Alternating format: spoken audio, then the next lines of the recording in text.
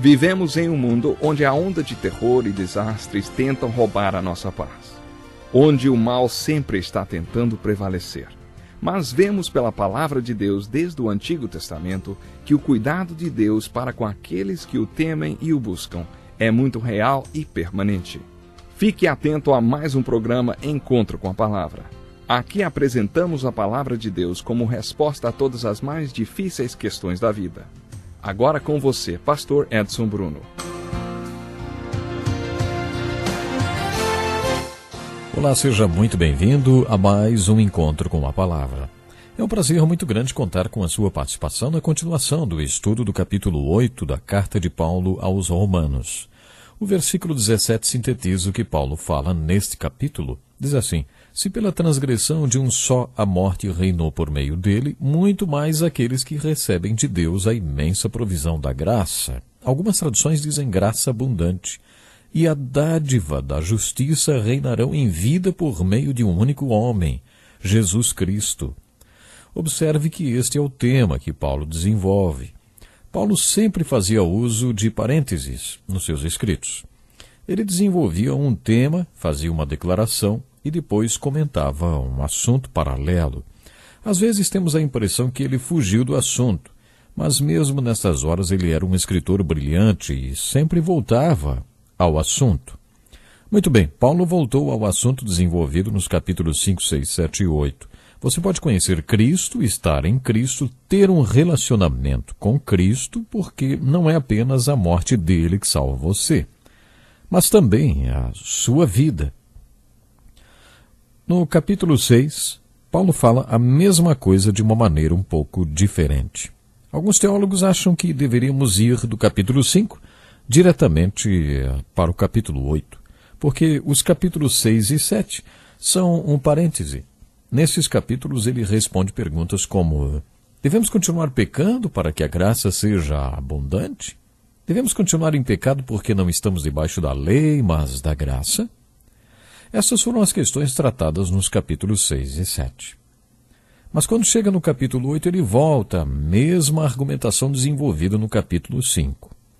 No capítulo 6, ele escreveu: vocês não sabem que nós que fomos batizados em Cristo Jesus fomos batizados em sua morte? Várias denominações fazem uma interpretação literal desses versículos e por isso batizam por imersão. Aqueles que não adotam o batismo por imersão, mas sim por aspersão, não interpretam este versículo literalmente. Não importa qual seja a sua opinião a respeito do batismo, por aspersão ou por imersão, bom, não importa. A questão não é esta aí, mas observe a argumentação de Paulo. Ele afirma que fomos unidos com Cristo, quer no sentido espiritual, quer através da figura do batismo, e ainda assim no sentido espiritual. A questão é que estamos unidos a Ele. Estamos unidos com Cristo na sua morte e também na sua ressurreição. Por isso, no versículo 11 do capítulo 6, ele sintetizou tudo, dizendo assim: considerem-se mortos para o pecado, mas vivos para Deus em Cristo Jesus. Guarde estas três coisas: mortos para o pecado, vivos para Deus e em Jesus Cristo, ou em Cristo Jesus. Esse foi o enfoque de Paulo. Podemos estar em Cristo da mesma maneira que um ramo está ligado à videira, unidos a Ele, em alinhamento com Ele, em um relacionamento com Ele. Este é o ponto do capítulo 6. Preste atenção no último versículo deste capítulo. Diz assim: pois o salário do pecado é a morte, mas o dom gratuito de Deus é a vida eterna em Cristo Jesus nosso Senhor. Viu? Mais uma vez, em Cristo, em Cristo, em Cristo. Aí está a vida. No capítulo 7, Paulo reforça esta questão e apresenta uma ilustração. Ele fala sobre a mulher casada que ficou viúva. Ele explica que quando o marido dela morre, ela fica livre para se casar com outro homem. E depois diz que, da mesma maneira, estamos mortos para a lei. A lei deve ser para nós como o marido que morreu.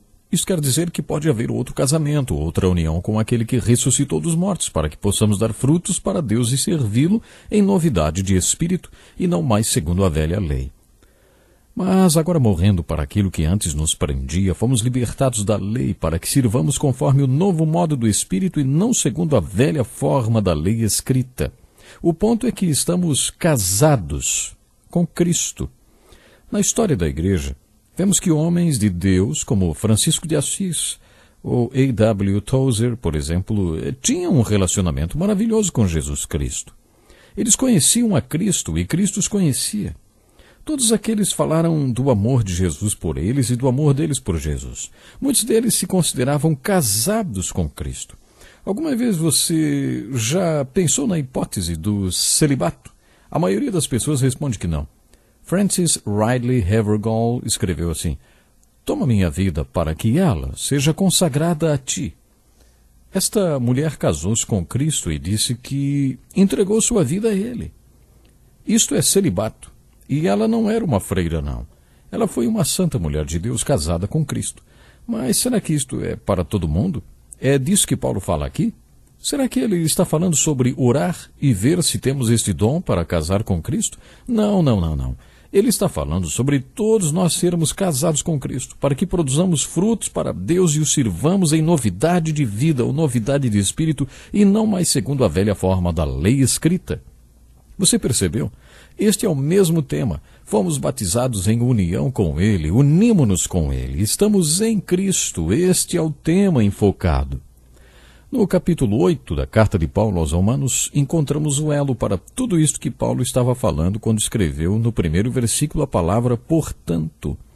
Portanto, agora já não há condenação para os que estão em Cristo Jesus, porque por meio de Cristo Jesus a lei do Espírito de vida me libertou da lei do pecado e da morte.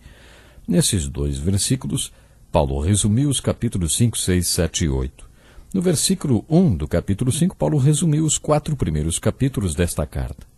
No versículo 2 do capítulo 5, ele iniciou o assunto dos 4 capítulos seguintes. E agora, nos versículos 1 e 2 do capítulo 8, Paulo resume o assunto dos 4 capítulos seguintes. Portanto, agora já não há condenação para os que estão em Cristo Jesus. Esse é um dos versículos mais importantes das Escrituras Sagradas. Não há condenação para os que estão em Cristo Jesus.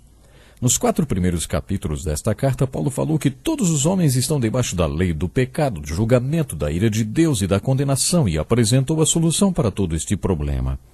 Ele mostrou a saída, e se você estiver acompanhando esse estudo, já sabe o que significa esta frase de Paulo. Portanto, agora já não há condenação para os que estão em Cristo Jesus.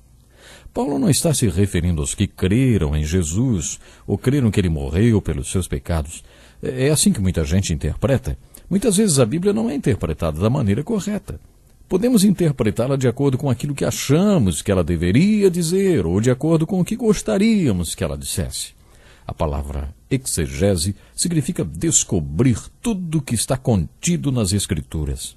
Existe outra palavra, exogeses, que significa descobrir na Bíblia coisas que não estão lá. E sabe de uma coisa? Acho que todos nós fazemos isto. Mas ouça agora, com muita atenção, o que esse texto diz. Temos usado algumas perguntas que servem como guia em nosso estudo. E uma das perguntas é: o que o texto está dizendo? Não queremos descobrir o que você acha que o texto deveria estar dizendo, mas sim o que ele está dizendo mesmo. Qual o significado que o texto tem? E o que este significado tem para mim? O que isso significa para mim? O que ele significa para a minha vida? Isso está resumido no seguinte versículo, que na verdade sintetiza os 7 primeiros capítulos desta carta. Portanto, agora já não há condenação para os que estão em Cristo Jesus. No final do capítulo 7, Paulo exclamou: miserável homem que sou, quem me libertará do corpo sujeito a esta morte? E no versículo 25 ele mesmo respondeu: graças a Deus por Jesus Cristo nosso Senhor. Fui resgatado, esta é a ideia. E a seguir Paulo chegou à seguinte conclusão: portanto, agora já não há condenação para os que estão em Cristo Jesus. Crer que ele morreu pelos seus pecados e que se hoje você morrer, ele irá para o céu, não é a única coisa válida. É importante estar em Cristo porque em Cristo você tem a salvação. é declarado justo e também tem acesso à graça que possibilita que você viva como uma pessoa justa. Nesses 4 primeiros capítulos, Paulo contou como Deus nos salvou e nos livrou de irmos direto para o inferno para onde caminhávamos. Nos 4 capítulos seguintes, Paulo falou sobre como somos salvos do que estamos fazendo e como somos salvos do que somos. Paulo falou sobre isso nos capítulos 5, 6 e 7. No versículo 2 do capítulo 8, ele escreveu: porque por meio de Cristo Jesus a lei do Espírito de vida me libertou da lei do pecado e da morte. Eu gosto desta alteração que Paulo fez no versículo 2. Ele disse: Espírito de vida que me libertou. Ele continuou o seu testemunho iniciado no capítulo 7. Lembre-se que no final do capítulo 7 Paulo falou sobre a inadequação da lei. A inadequação do conhecimento e a inadequação da força de vontade para nos salvar. Ele se referiu a toda esta inadequação como a carne. Tudo isto está no seu testemunho no final do capítulo 7 de Romanos. Não existe nada de errado com a minha vontade, nem com a lei de Deus. Não tem nada errado com a minha força de vontade. A minha vontade é fazer o que eu devo fazer, mas não tenho a força para isto. E é isto que me faz sentir-me um homem miserável. Com esse testemunho, Paulo apresentou a sinfonia da inadequação, afirmando que a lei é inadequada, o conhecimento é inadequado, a força de vontade é inadequada, a vontade é inadequada, a carne é inadequada. Mas ele não parou por aí. No versículo 25 do capítulo 7 de Romanos, ele diz que a adequação veio através de Cristo. Graças a Deus por Jesus Cristo, nosso Senhor. De modo que, com a mente eu próprio sou escravo da lei de Deus, mas com a carne da lei do pecado. Para isto não basta crer em Cristo, nem fazer um curso de cristologia e se tornar um especialista em Cristo. A solução ou a adequação vem através da união com Cristo, num relacionamento com Cristo, para que tenhamos através dele o que precisamos para viver da maneira que ele quer que vivamos.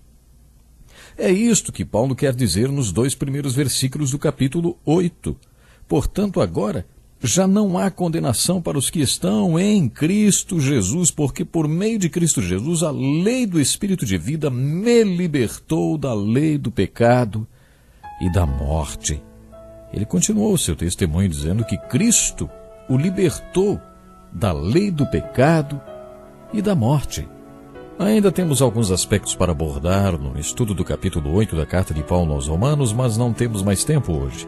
Então programe-se para estar conosco na próxima oportunidade. Eu sei, estamos crescendo juntos espiritualmente e venha estar conosco, porque vamos crescer cada vez mais. E crescimento espiritual é sinônimo de vida vitoriosa. Deus lhe abençoe. Até o próximo programa. Que lição importantíssima. Obrigado, pastor Edson Bruno. Prezado ouvinte, coloque em prática o que você ouviu aqui. Sem dúvida, sua vida será grandemente abençoada. Este é um estudo escrito pelo Dr. Dick Woodward, na voz do pastor Edson Bruno. Escreva-nos e solicite o material. Nosso endereço é Encontro com a Palavra, Caixa Postal 2011, CEP 89201-970, Joinville, Santa Catarina. Até o nosso próximo encontro com a Palavra.